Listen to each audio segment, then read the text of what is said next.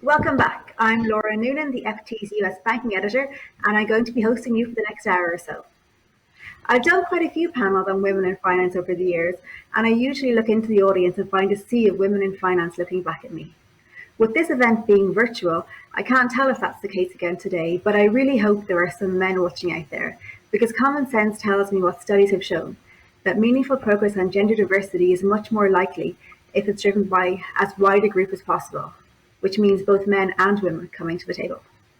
In that vein, I'm delighted that I do have both men and women joining me virtually to talk about ways to get everyone behind a gender diversity push that can benefit businesses and societies as a whole. We have Jill Zucker, a managing partner at consultancy McKinsey and Company, Tiernan Brady, global director of inclusion at law firm Clifford Chance, Heather Lord, global head of strategy and innovation at investment management firm Capital Group, and Robin Shepherd, head of corporate engagement at hedge fund Bridgewater Associates. Thank you all very much for joining us today.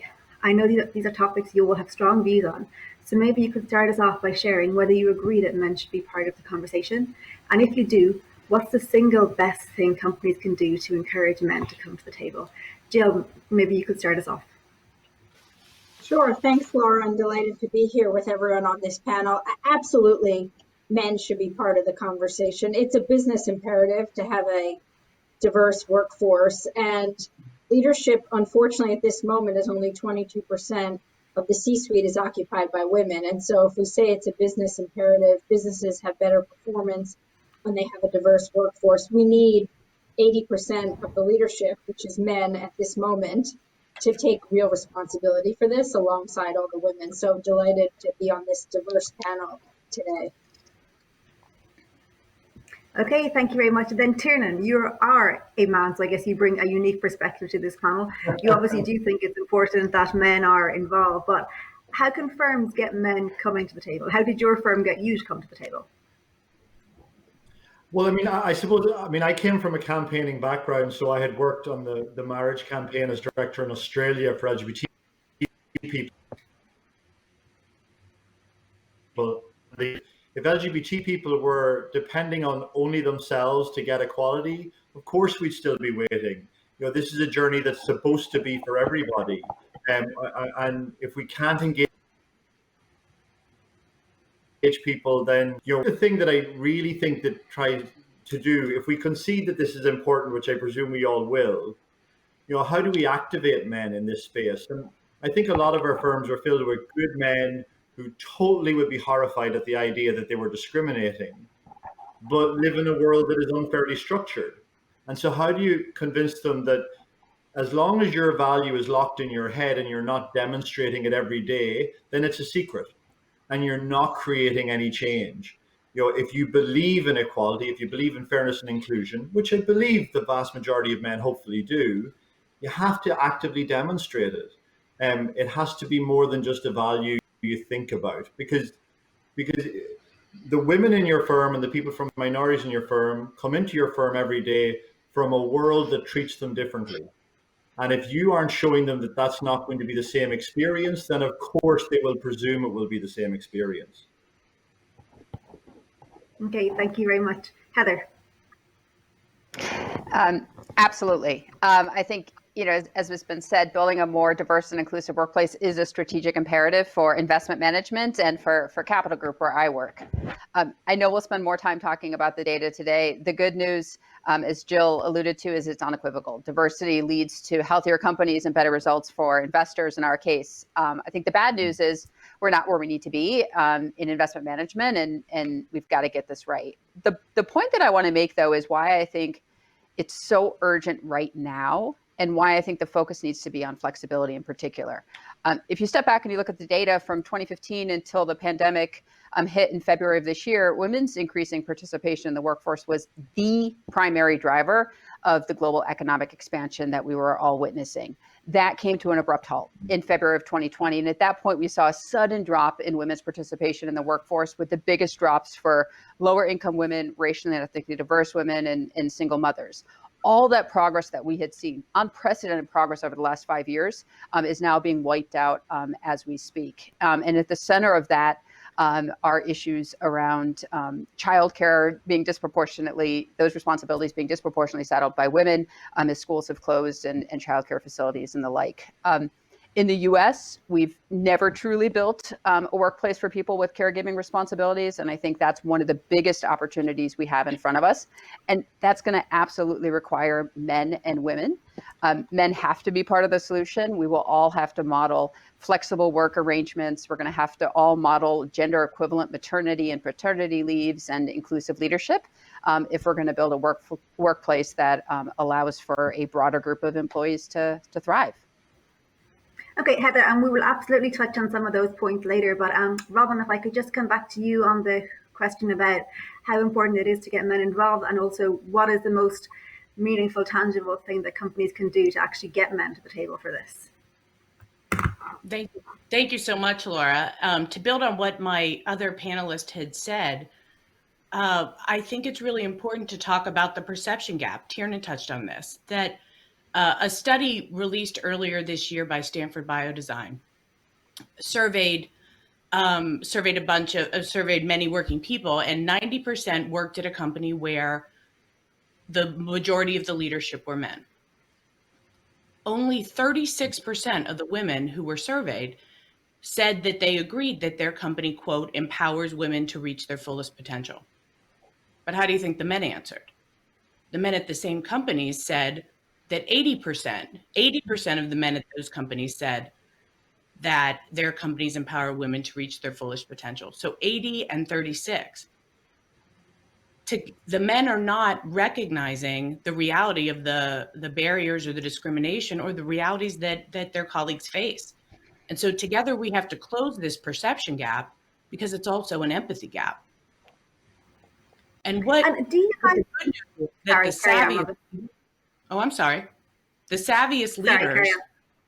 the savviest leaders, men or women, recognize the power of leadership and sponsorship to their own influence and their own ability to create impact. And that equality for everyone doesn't mean less for men, it means more for everybody. And then those who aren't savvy enough to realize that are actually going to get left behind. So do you think that when you look at the gap between how men perceive the workplace and how women perceive it, is it simply that men don't see it how it is? Or is there an element of, well, the status quo actually suits men quite well, therefore they're happy not to look at the things that they don't want to look at? Well, it might be the case. But like others said, I think if we can assume the best of intentions and the best of desires, that both the women and the men that we work with are all for equality, a lot of it comes to actually being able to see and be exposed to the realities of what people who don't have the same experiences you have, and actively putting yourself in that position. But those of us who run the programs and think about how to include other people want to make sure that we give everybody the opportunity. So one of the best choices we made at Bridgewater was to make our affinity groups open to everybody. So there's not just a social gathering of like people. It's that the affinity groups, whether it's the Women's Network that I co-founded and helped to run, or the Bridgewater Black Network, or Be Proud, or our Hispanic and Latinx Network, they put on events, and we all put on events that benefit the whole firm and help to create a better shared experience that can create and help to close that empathy gap. Got it. Thank you. I'll just come to Heather now. Yeah, at the point that I wanted to add into the conversation, there was an interesting piece of work done last year by the Center for Talent Innovation. And what they did is they surveyed college-educated white men, and where they were specifically assessing their level of support for corporate D&I agendas. And then they segmented the respondents into three categories: detractors, true believers, and persuadables. And to your question, only 10% were actual detractors. 40% of white college-educated men are true believers, and 50% were persuadable. And to me, this really speaks to the power of nurturing a strong base of supporters and focusing on those who are persuadable versus focusing on a minority of folks who may be detractors. Yeah. Got it. And sorry, Jill, I think you wanted to jump in there as well. Yeah, on this group that's persuadable and to the points that were just made, I think some of it is just being able to walk in someone else's shoes. I mean, we've built a robust affinity group at McKinsey around dual career couples, couples that are, both pursuing professional pursuits outside the home. And, I'm one of the founders of this. And part of the reason I founded it is one day I was in the elevator coming up to the office in the days when we all met in the office. And one of my colleagues, was very frazzled, a male colleague, and he said, "Oh, I had to get my daughter off to school and I had to do her ponytail. And it's been such a long morning." And he's going on and on. And I literally looked at him and I said, "That's my day every day." And, he was so in his own moment that he didn't really appreciate that there were so many of us coming to the office every day. And I put men and women in that bucket, in this dual career couples who had childcare or other caregiving responsibilities, who experience that life all the time. And I think putting it back to him, like, yeah, I understand your wife's away, but that's not your normal existence. Yeah. But for the many of us, it is, was a real aha moment in that elevator ride. And so I think it's for this persuadable group. It's just creating those aha moments. I mean, we had a lot of them over the summer on the back of the racial inequality protests, where many of us realized, myself included, we don't know what it's like to walk in the shoes of people from different backgrounds. And I think we need to do the same for men when they want to think about how to support women. Yeah. Sorry, Tiernan, were you jumping in there? Yeah, no, I mean, I'm going to agree with it. I mean, that I think the persuadable piece is really important, because I think sometimes campaigns, and it's really tempting, we focus on this hardcore of opposition, but it's a lot smaller than we think. And campaigns love doing it because it's where all the sound and fury is, and you'll get more Twitter followers, and I'll be more popular if I say something outrageous. But they're not moving, and more importantly, they're not the game. The game is buildings full of people who genuinely would be horrified to think that they were discriminating, but they haven't got to that point of going, oh, I do need to reinforce this all the time. And I think the point about the elevator conversation is really interesting, because it's, where do you create that space if you know that inclusion is what? That's the trigger moment when people start to understand, I need to be a better advocate for this. So how do we as companies create as many spaces as possible for that who conversion to happen, where it becomes Margaret and John and Joan and Janice, and thinking about exactly, from lunch and learns to reverse mentoring to all the different programs, but all geared towards making that space where people have the light bulb moment of going, I thought I was a good guy, but actually passive non-discrimination is part of the problem. I need to actually. Yeah, absolutely. And I did want to bring it into, so how much harder are these things to achieve in these kind of light bulb moments when we don't meet people in the elevators anymore, when we're all at home working in our offices, like in our kitchens, in our living rooms? How much harder is it to both have those lightning bolt moments and then also to try to persuade the persuadables when you can't gather them all in a room or do the kind of things that you would typically do?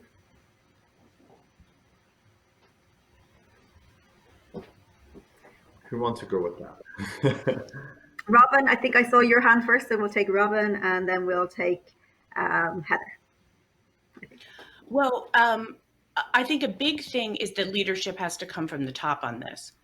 And so in a world where we're not together and you're not running into people in the hallways or you're not having these organic gatherings, and research does suggest that this will mostly affect or more affect people who are newer in their career, or for people from underrepresented groups, either women or people of color that are going, or people who have greater childcare responsibilities, like we've already talked about, which tends to fall more often on the women, that are going to have it a lot harder in this remote environment. And those, how do you create the opportunity for organic connections and to be connected to the broader mission? So one of the things at Bridgewater we've done is our CEO, David McCormick, will host every other week video conference call for the whole company. And we didn't really do this before the quarantine and the lockdown, but having an opportunity where at least 80% of the company is joining to have a conversation about our mission, our clients, our company, and our future, and an Ask Me Anything type forum where people are modeling the behavior of how do we connect. And then those affinity groups that I talked about, which are open to everybody, are also creating these dynamic engagements on what's happening in our business, and not just what's happening for women's issues, but also, our most senior investors, some of our most senior investors are women. And so them leading conversations on what's what we're doing in our portfolios or what we're doing for our clients, and doing that for the whole company can actually create that an employee can have between 5 and 10 meaningfully new virtual experiences that they wouldn't actually have had in our normal pre-COVID time. Thanks very much, Robin. And Heather, I think you guys have had some experience with holding some virtual events around some of this through the pandemic, which has gone quite well for you by all accounts. Yeah, that's absolutely right. I couldn't agree more with the sentiment that Robin was sharing. We've had a similar experience at Capital Group with our communities really taking the lead on this and hosting over the summer a number of what I would characterize as open dialogue sessions for the organization, where we at one point, these started fairly organically with 50 people. At one point, it was 500 people dialing in and listening and learning and having dialogue around some of these issues. So incredibly important platform that arose organically and is something that we're going to continue in the future. One other point I wanted to make was part of what's cut through with the Persuadables is around the notion of value versus values. And, for me, part of my responsibility is looking after ESG, and I see a really interesting corollary between D&I and how we think about that as a firm and some of the conversations I have in the marketplace around ESG. And what I mean is, I find it can be challenging. ESG can be a challenging topic with clients until I say I'm going to focus on value, not values. And what I mean by that is, as an asset manager, it's our responsibility to generate returns for investors. We want to get any edge we can in doing that, and that's how we create value. And that makes sense to folks. And if that's additional data or more diverse team, we jump on it, and that resonates with clients. I think it's inherently easier when we talk about what we share and have in common. And in investment management, that's all around creating value for our clients. It gets challenging when we debate these topics on moralistic grounds. That will resonate with some, but not all. And the minute that we talk about creating value versus debating values, we found it's much easier to win over even the most hardened skeptic. And I found that to be true of ESG and D&I. Thank you. That's really interesting. Something else I did want to touch on. A lot of the issues that have come up around the pandemic work environment in particular seem to relate to parents rather than to men versus women in some cases. Is there an argument for trying to reframe some of the conversations around making workplaces parent friendly rather than making them women friendly? Yeah, Jill? So I certainly am a huge advocate of the dual career couples, as I mentioned, and talking about helping caregivers overall. And caregivers don't just have to be parents, but people who have elderly family members, the old family members. I mean, very expansive view of what it means to be a caregiver. But I do want to say the burden of maintaining an acceptable workforce for women, I think, has never been more critical. McKinsey's been tracking this data for the last 6 years with the Lean In Foundation. And this year, for the first time, we see a notable difference between women anticipating leaving the workforce at a rate much more significant than men. So 1 in 4 women report that they are likely to attrite from the workforce or scale back dramatically what they're doing in the next 12 months. Now, I don't know if that will come to pass, but it's notable in that it's more than men saying they're going to do it. And if it were to come to pass, it represents 2 million women opting out or scaling back from the workforce, which is the equivalent of 1 year of graduates of U.S. Colleges and graduate women, female graduates. And so, I do think getting it right for women who are reporting not just a double shift, but a double shift in terms of the number of hours they're spending at home relative to their male colleagues at home who are also parents. Maintaining the home in COVID is significant for it. So yes, I'd like to reframe so that it's about all parents, but I also want to make it very clear women are feeling this burden much more acutely. And I don't want to lose sight of that, or else we'll wipe out a generation of women in the workforce, which I don't think any of us would say is the right thing. Yeah, because those figures that you quoted are very discouraging, obviously, from a women in the workforce perspective. I've heard mixed accounts of how women are being affected by the pandemic, because there is that, but then also some companies would argue that there is a more flexible approach to work across the board, which could actually make it easier for women in the workforce. So, are you guys getting any sense that the current working environments could actually make it easier for women to progress? Tiernan, I think I see you there. Yeah.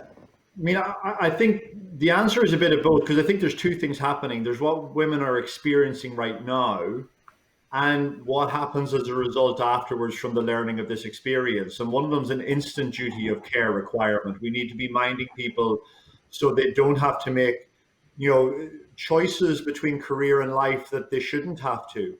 And we know that that is disproportionately affecting women. Because until we live in the perfect world, there's still an imbalance in care responsibility in family structures, and pretty much in all societies. So there's that bit. But I think the other bit that's going to follow on from that is, yes, the flexibility that we've seen happen overnight was incredible. And that opens potential, but only potential for change. And that's about us being smart now and thinking, what's the infrastructural reform we need to embed? Because we know what will happen. We'll all go back to work as soon as someone tells us we go back to work. And if we haven't thought, strategized, and put in proper infrastructural change, we'll be back in the old way as quickly as we blink. Because it's just human nature. We'll just slide back into it. We'll have leadership saying greater flexibility is going to happen, and then we'll have the next layer of management going, yeah, but not in this team. He didn't mean it for everyone. He didn't mean it for everyone. It's just for everyone else. This team's going to still be expecting you to come in and do your presenteeism and your 50 hours. So now's the moment where we have to actually do what you're asking, Laura, which is, if we want those benefits, and we've had a peek at them during this moment, if we want them to live on, then what we really have to do is now start engaging internally, going infrastructural reform, new policies and procedures, have them bedded and ready to go on day one.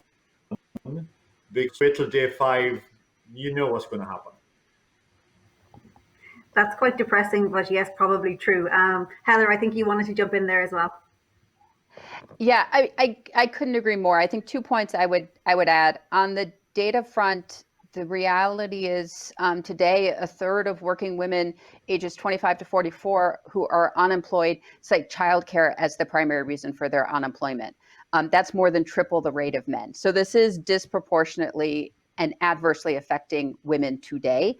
I couldn't agree more with the point of the promise that we have, right? The silver lining of the work from home environment is that many of us find ourselves in an opportunity, what's probably a once in a lifetime opportunity to reset our norms, to incorporate regular work flexibility as a realistic and effective option for our teams.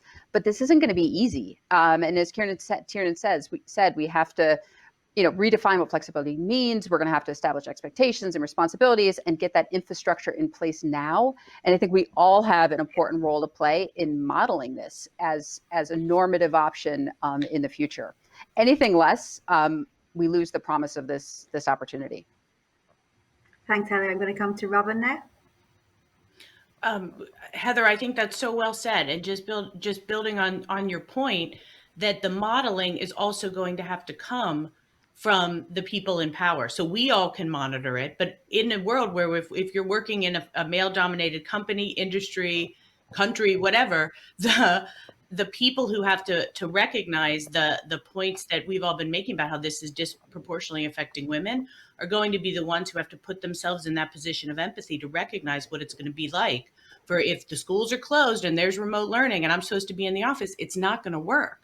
Who is that going to fall to? And if we as leaders, and specifically the people who don't feel that burden, understand it and put themselves in that position, I think that's the only way that we're going to make a difference. Thank you. So that brings me to our first viewer question of the day, which ties into this tangentially. So the questioner asks, the Black Lives Matters protests have rightly taken centre stage this year. Has that diverted attention enough to set gender equality back? or taking a theory of change approach, how can we harness that to better drive change on both agendas? Who would like to take that? I can have a go at it. No is the answer. I think at any given moment, in swings and roundabouts, different parts of inclusion are going to get different moments of focus. If anything, it has amplified how important the whole area of inclusion and equality is. It's that terrible old political cliche: a rising tide can lifts all boats, but it's true on this one. And I think if anything, it has shone a light on inclusion, but I think it's shone a light on something really important for all of us as well, as we think about how we create this change in our workplace. I think we had a lot of people who would, like to think of themselves as good people, but just didn't know how to reach out to each other and learn from each other during the Black Lives Matters moment. And it wasn't that they didn't care, it's that they were worried about having the language wrong. And the corporate culture does not smile on getting things wrong. So rather than get it wrong, don't do anything. So we have to work really hard at creating that active space of going. And I think Black Lives Matter really taught us this. You got to make space where people can become advocates, not experts. And that's a reversal of what the corporate world normally makes you feel like. But it's going to be the real gateway that Black Lives Matter has taught us. Thank you, Jared. And that's quite optimistic, at least. Jill. Yeah, I think what we learned from Black Lives Matter is, we need to continue to facilitate diversity trainings, allyship discussions. I mean, the conversation around bringing affinity groups being open to all, I think we learned from Black Lives Matter as an important piece of the puzzle. I also think, if we look at where Black women fit into this, they report being an only far more than anyone else, any other population of men, of Black men or women overall. And so supporting the Black women, I think, helps, again, lift all tides in the sense of, making them feel included. And so, I agree with Karen. This is about diversity overall and having a diverse workforce, which, leads to, in many cases, up to 50% better performance in terms of overall corporate performance. And so we need diversity in all fronts. I certainly don't see it as a setback for women at all. I think it just rises further up the top of the agenda as being important for everyone. Yeah, so it sounds as if gains for one group don't come at the expense of a different group. Not in my experience. Sorry. So we do have 2 minutes left. We do have a minute or so left if we have any additional audience questions. Just want to put that out there. It's very hard when you can't see the hands. So I think we are good for audience questions. So we've got about a minute and a half left. Any final thoughts then on what people who are listening to this session can do from a concrete perspective to try to improve diversity in their firms? We'll have about 20 seconds each if anyone would like to start. So we will start with Jill. Yeah, I think there's a few things. Maybe I'll make 3 recommendations. I think we need to lock in this flexibility. People who have flexibility are more satisfied at work, likely to stay longer and be more satisfied and productive at work. I think we need to take a close look at performance reviews, de-bias performance reviews, and particularly focus on outputs as opposed to inputs. Stop evaluating the number of hours in the day, but more what is the output of someone's contribution. And we need to continue to have the conversation around how to be a good ally. What does it mean to have diversity on your teams, and continue to train people on being an unbiased leader.